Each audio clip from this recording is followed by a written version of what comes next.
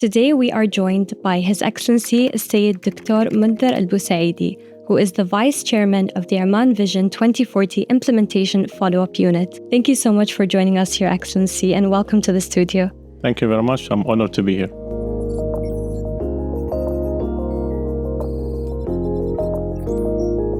So to start off, could you tell us about Oman Vision 2040? What are the main pillars and what kind of national programs fall under its umbrella? Sure, that's a very good starting question. I think if you look at Vision 2040, it's a planning reference for Oman. It basically guides the economic and social planning. Oman Vision 2040 is the guidelines that national strategies are built on. And the same thing for the 5-year development plan. So everything is just linked to the Vision 2040. If you look at the vision as well, you have to remember that it was a collaboration or based on engagement from society at different levels, at different, let's say, categories.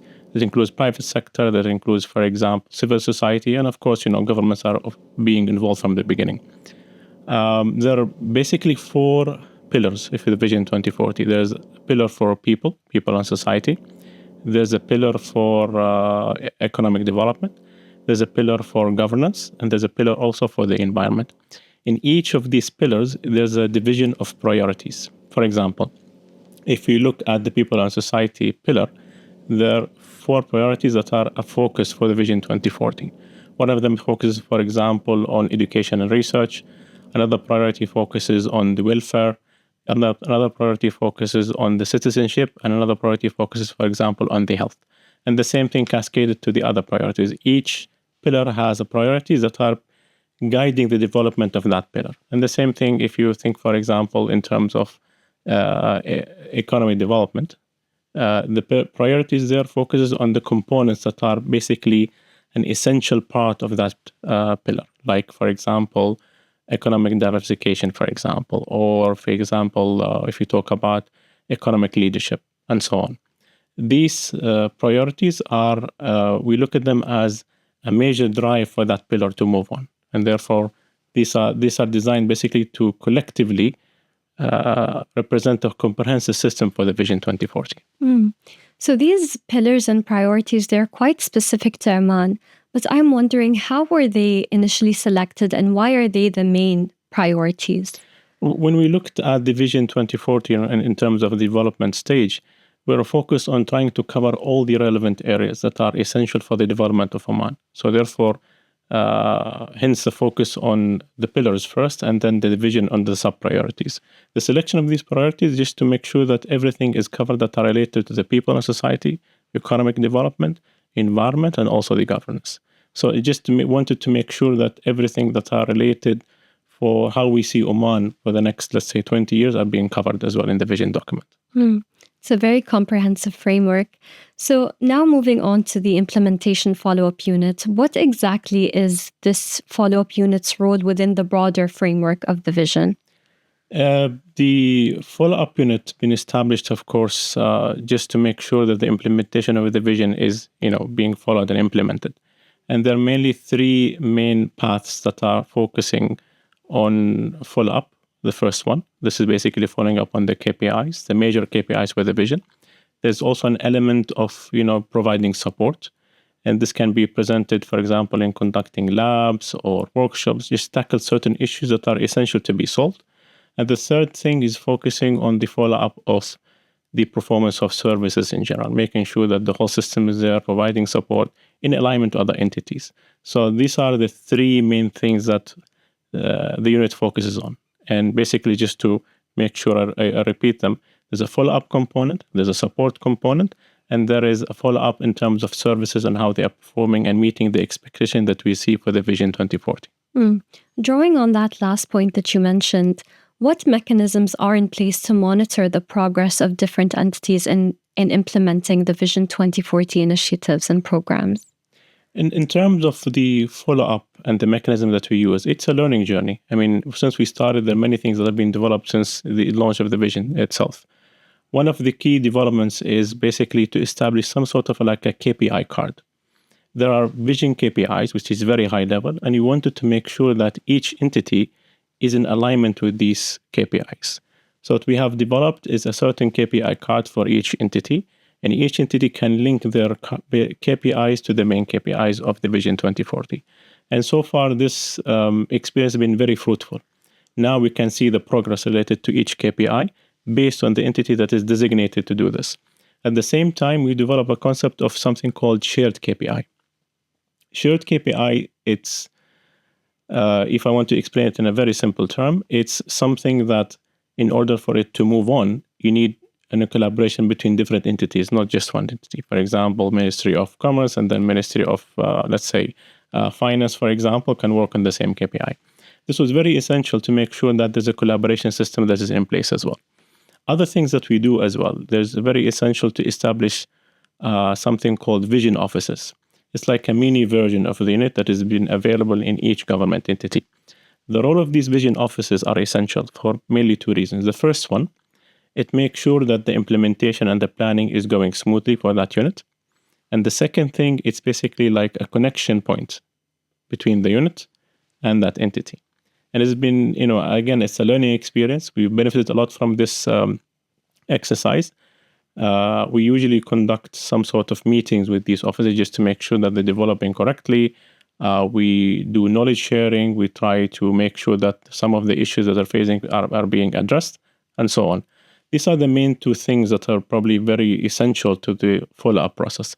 When you talk about the follow-up, it's good to highlight what are we following up on. And this is a question that we're always being asked. We follow up on, let's say, 4 levels. The first one, of course, the main KPIs of the vision. Like, for example, there's an innovation indicator, for example, or an innovation KPI. That's a major KPI, which is, stated in the vision document. We also follow up on national programs. We also follow up on the progress of the 5-year plan. And we also follow up on the specific plan for each entity, where they are in terms of achieving the vision's KPIs in alignment with their KPIs as well. So these are kind of the mechanisms that are in place right now that help us in basically following up on the progress. Our latest addition, of course, is Manassat Tajawub, which is Tajawub platform, which is very essential to make sure that, there's a platform for citizens to evaluate or kind of check the progress of the services they are being delivered to them. And it was very good because it provided, let's say, first of all, a voice for them just to, voice their concern about the services they are getting. At the same time, it helped us to check, let's say, the service landscape. How are the services being delivered to citizens? How they are doing, for example, which are the main entities that need further support, and etc. So this is probably one of the new additions that we had. And again, it's something new, and we're just testing it and see how it's progressing so far. The Tajawub platform is great because it really does provide a dialogue between the people and people who are in charge. So it's a great platform to have. And you did mention earlier, you said there are entities that work on similar goals and they have to collaborate with each other. So how, as Oman Vision 2040 implementation follow-up unit, how do you ensure coordination and prevent them from repeating each other's work? Probably the first filter that I would say is like each entity has an annual plan, and that annual plan is reviewed by a central committee. And that central committee makes sure that, there's no, let's say, multiplication of efforts between different entities. And this exercise in itself makes sure that this is avoided as much as we can. At the same time, of course, through our own follow-up, through our KPI follow-up that we do regularly, if there are any pinpoints or indication that there's something being repeated, we highlight that as well. So these filters make sure that, duplication is not there. Mm-hmm.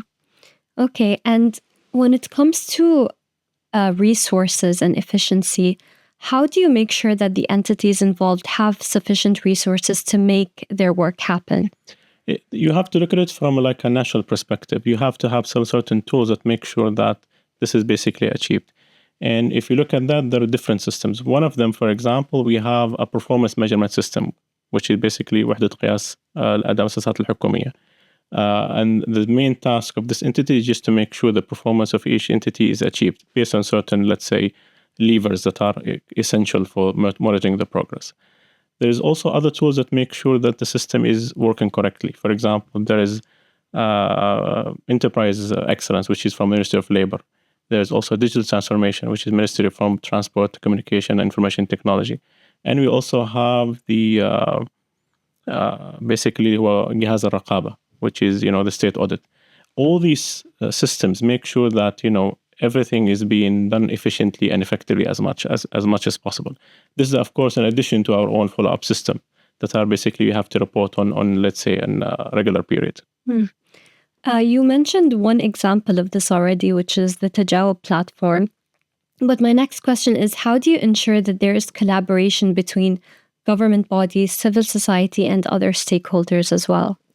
One of the ways we kind of address this is like we have a communication program within the unit. It's basically focusing on community engagement. The main purpose of this program is just to kind of share, let's say, knowledge information with citizens, for example.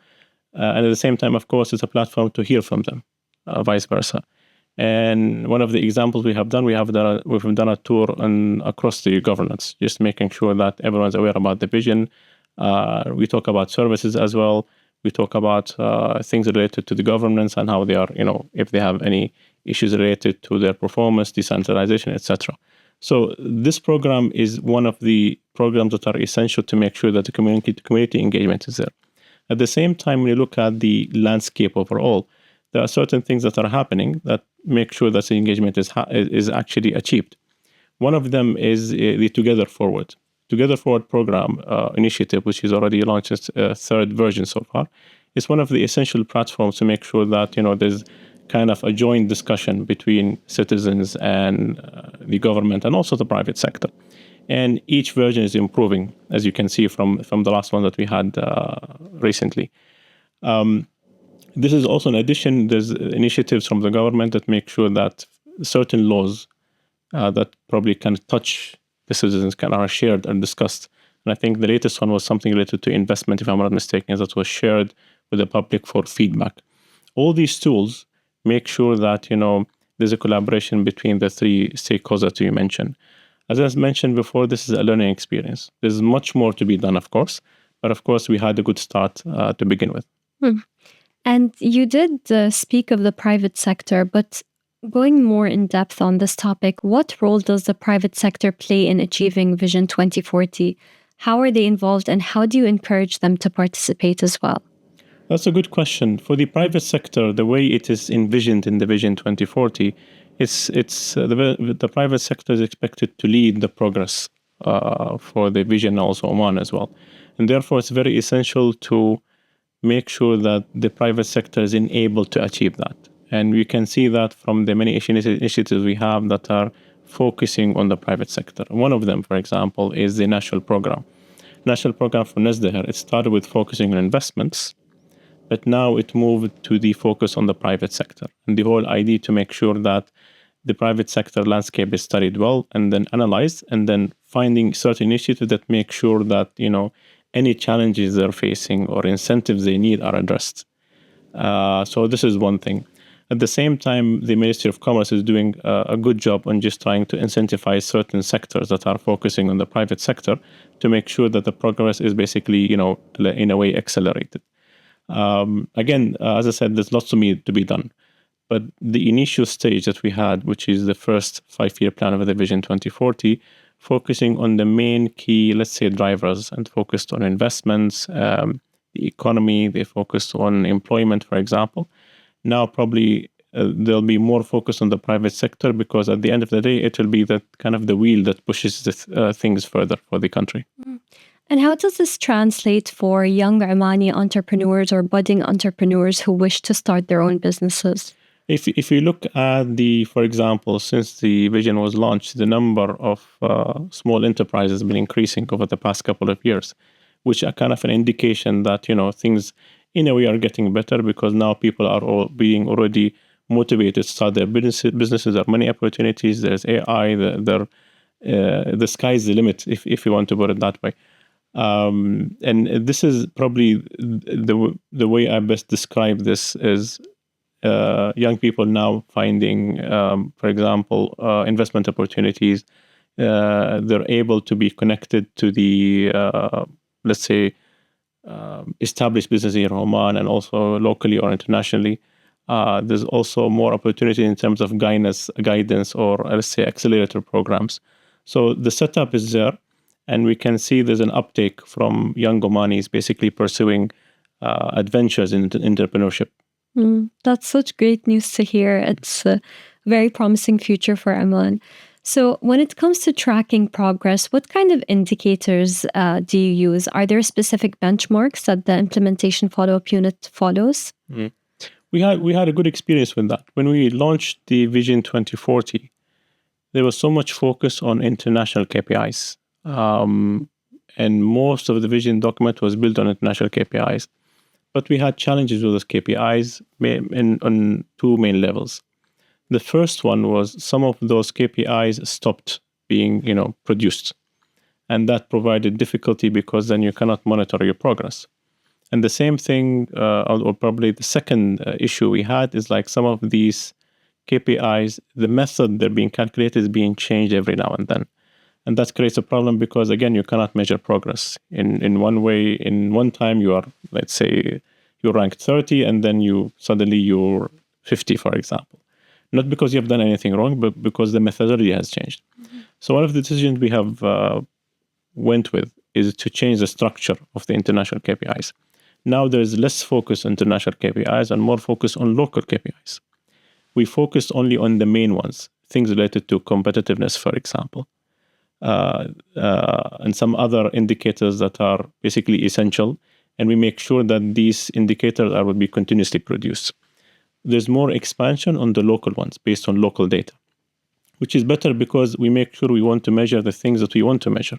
Some of the international KPIs are, like an outside perspective, but we want it more like an inside perspective, how things are moving in terms of main things like employment, economy, etc. And this kind of provided a good experience for us in terms of how we follow up on the progress of the Vision 2040. Interesting. If countries or globally abroad, other countries want to assess Oman on their progress, how do they do so if we're using local indicators rather than international benchmarks? They can do that on two levels because the international benchmarks are still there, but we're focused only on the main ones. As I mentioned, there's something for competitiveness, there's something for corruption, there's something for governance, for example, and so on. So these indicators, I would say the main ones that kind of gives a good picture of how Oman is progressing. The national indicators, the one based on local data, we have like an annual report that we produce, like the next one going to be produced by September or October. And in those reports, we also reflect on our performance and indicators. So anyone interested, let's say from outside Oman, they can check the reports and then they can see the progress on how we're going up or down, for example. And they can get a better picture of how we're moving on each pillar or each priority, for example, whether that's health, education, or even investments. Can this report be accessed by everyone? The report is available online, actually. If anyone interested, they can log into our website and they can see the previous 3 versions. And again, these versions keeps on improving. Every time we just try to modify just to make sure that they are more readable by people. And the focus on KPIs is always there because, this is what the follow-up unit is based on, is follow-up. So the KPIs are always there. So in the beginning of the interview, you did mention also the 5-year development plans. Now, I want to know, how is your unit involved in producing these 5-year plans for Oman? We are involved at 2 levels. The first one, the vision, the 5-year development plan are based on the vision. And that's basically based on the priorities that we have. And you can see that reflected on the 10th year plan and also will be also, inshallah, on the 11th 10-year plan. So this is at one level. The second level, we are involved in currently right now in the development of the next one. Of course, the whole initiative is guided by the Ministry of Economy, but we are part of that process. I myself, for example, sit on one of the committees that are supervising the whole process. So there's a collaboration going on between the ministry and the unit as well in terms of the 5-year plan. Of course, with their supervision and guidance, but we're also participating. Our main thing, of course, is focusing on the big picture, like there are certain priorities, there are certain KPIs that have to be addressed, and we just make sure that this is being cascaded to the 5-year plan. Excellent. Now, Everyone's heard of the Sustainable Development Goals set by the United Nations. How do we ensure in Oman that these are also being followed? Actually, if you check the vision document, you'll see that the vision was formed in alignment with SDG goals. And you can see that already stated in the document. We made sure that these goals are reflected on the pillars and the priorities. And you can check any SDG and you'll see that there's a connection between each priority. So the mapping is already done. And I'm sure that's already been reflected in the vision document through the priorities and the KPIs as well, and also the strategic goals that we have. Outside of the SDGs, are there any other international frameworks that we follow here in Oman? I wouldn't say international frameworks, but I would keep it as best practices. When you talk about visions, visions tend to be abstract, and therefore it's always a learning experience. You always check what's going around you, whether that's internationally or even in the region, to make sure that you're just trying to implement the best practice as much as you can. And for example, the KPI card is one of the things that have been developed just to make sure that we do a better job in the terms of follow-up. So I wouldn't say it's like a certain framework, but I would say best practices, the things that are available from or experiences from other countries that we see are applicable to Oman, for example, and we try to implement them. And you see a couple of them. For example, I did mention the KPI card. Of course, we talk about the national programs as well. And many things that are being implemented in Oman just to make sure that we're in alignment with best practices in the field. Great.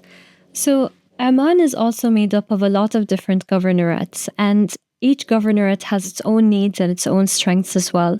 How do we make sure that the Vision 2040 is being implemented effectively across all of the governorates? Maybe to start with, each governorate basically has also a KPI card. We treat them as just any other government entity. And these KPIs are just making sure that each governorate is achieving what it's supposed to achieve in terms of, for example, services or investments or the other things as well. So the KPI card is one of the kind of tools that help us just to make sure that the alignment is there, even at the government level. The second thing, of course, when you look at the governorate in general, we have some sort of a mapping that focuses on the key components of establishing the system. For example, one of the key things is decentralization. There's a whole focus on decentralization, and we're trying to follow up on that to making sure that this happens. Cascading from that is, for example, you can see the certain enablers that make sure that this is happening. Now we have the service platform, the Tajawuz platform, for example. There's an increased budget for government just to make sure that they have more funding to do their projects. There's a focus on development of, let's say, the local leadership in the governance to make sure that they're up to par in terms of the qualities they need. And these programs are being offered by the Royal Academy of Management, by the, let's say, Ministry of Economy and other entities. So the building capacity is also there. And the last thing is, with the launch of decrees that highlight the basic system for the governance to make sure that, the governor is enabled to do the task that is being asked to do as well. So when you look at the big picture, the pillars are there, the components are there. It'll just take time for them just to work nicely. But because, as I said, it's a learning experience. There's much to be done. There's much to be learned. Mm-hmm. And of course, we can look at this experience as maturing as time flies. Have you encountered any challenges in the whole process of implementing Vision 2040? No story is without challenges, but I would love to look at them as opportunities as well. From my side, one of the key things that we face at the beginning is the language of KPIs. I think when we started, the language of KPIs was kind of like not really talked about much, So it took time to build that culture. And we can see success of that. I mean, everyone talks about KPIs right now. Everyone wants to measure someone else. So this is one of the challenges we had, but it returned into an opportunity because now the language of the culture is there. And there's more acceptance and understanding of the importance of having KPIs. Other challenges you face is like sometimes there are some really critical issues that need to be, let's say, escalated. The solution for it is not a simple thing. It takes probably something from higher up. And therefore, there's one of the things that we worked on is the escalation system. We have a certain escalation system to make sure that something gets addressed if it's very critical.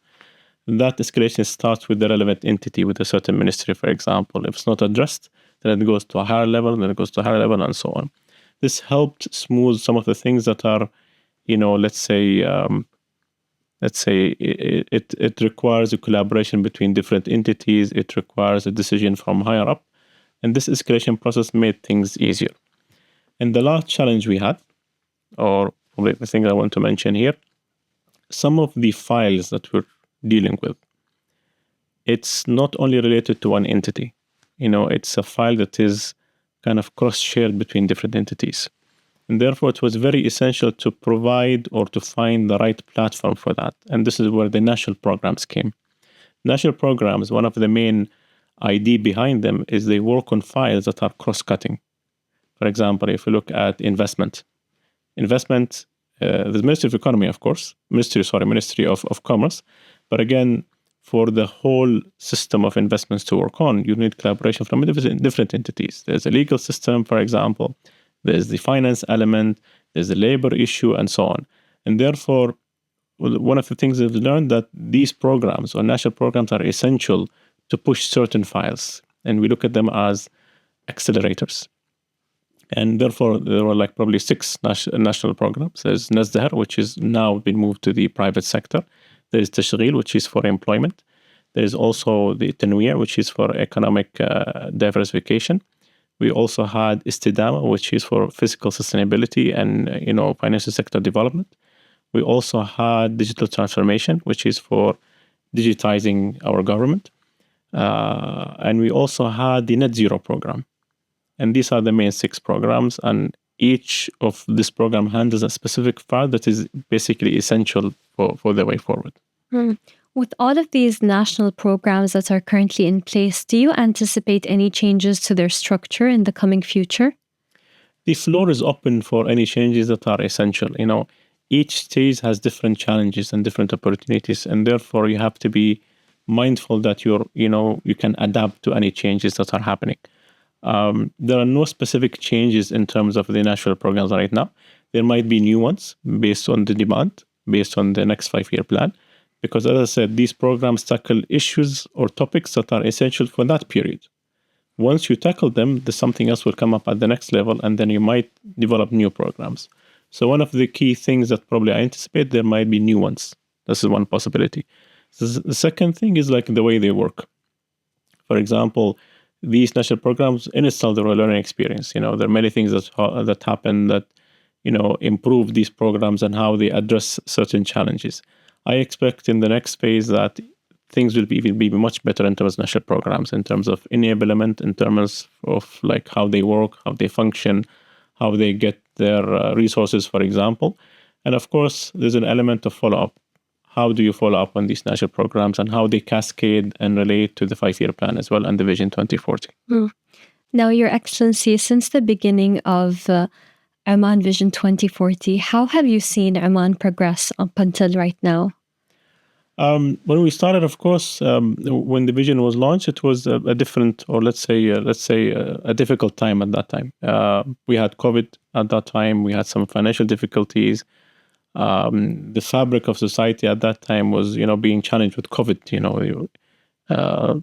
We are social people, and at that time, the definition of social kind of almost disappeared.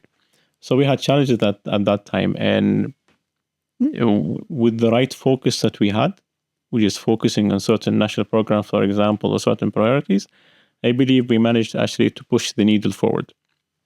And there are many things that happened since then.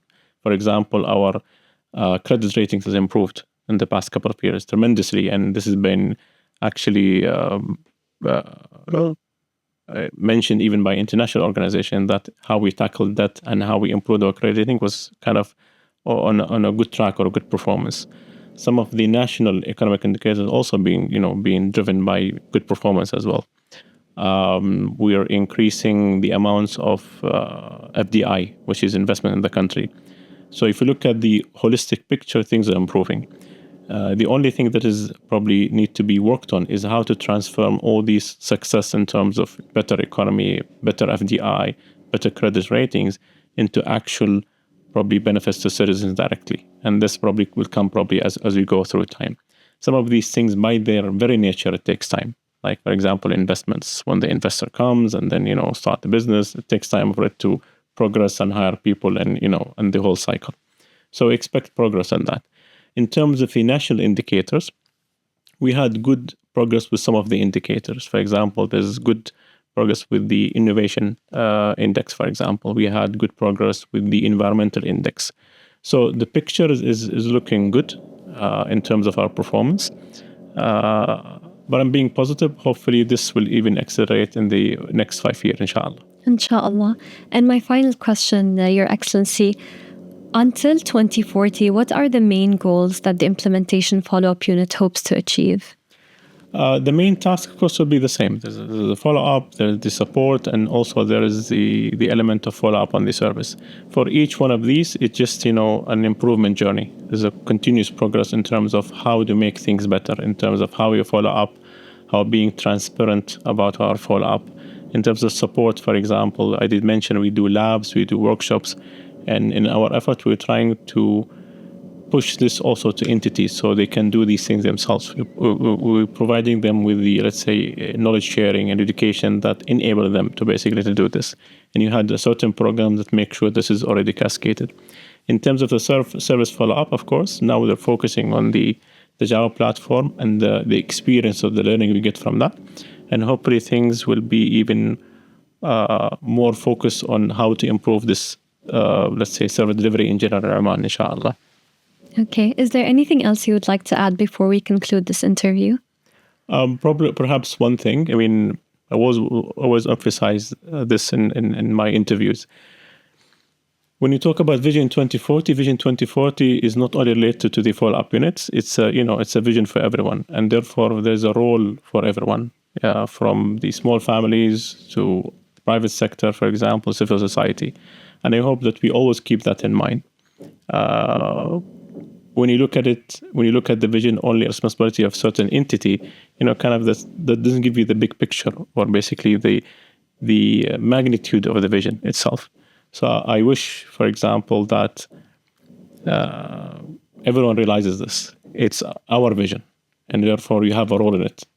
It's for you at the end of the day, and you also have a small role on it, in no matter what you're doing and how you tie that basically to the vision as well. Yes, they're very wise words.